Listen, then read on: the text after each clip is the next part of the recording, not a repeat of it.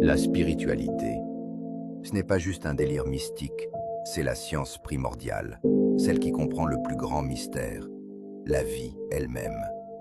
On l'a appelée animisme, magie, ésotérisme, alchimie, sorcellerie.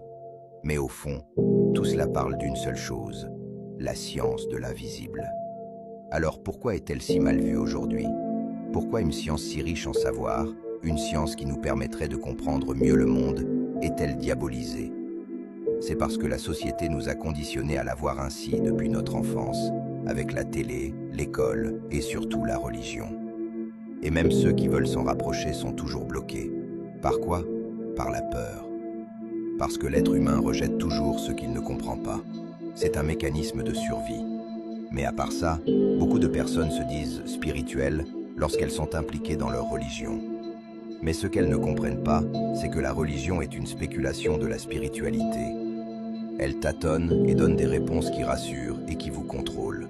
Vous écoutez les expériences des autres, les discours manipulateurs de vos différents chefs spirituels, qui sont tous, pour la plupart, des gens qui viennent se faire de l'argent et n'ont aucune réelle connaissance de la spiritualité. Certes, il existe des bons pasteurs, des bons prêtres, des bons imams, mais ils ne font que nourrir un système qui empêche les gens de voir au-delà de la religion et de se rapprocher de la spiritualité. Depuis la naissance des religions, surtout les religions abrahamiques, la spiritualité a été diabolisée.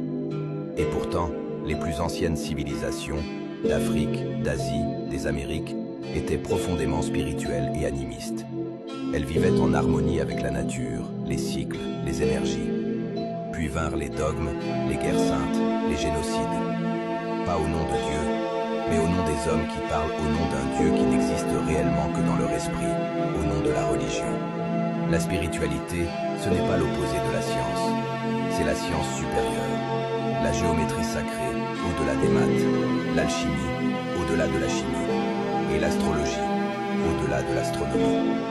Mais tout cela a été caché, pourquoi? Pour mieux nous contrôler. On nous a appris à chercher à l'extérieur.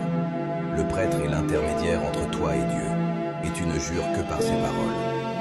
Mais ce que vous ne comprenez pas, c'est que Dieu se trouve en vous, et pas dans les paroles des hommes. C'est votre voix intérieure, celle qui ne ment jamais.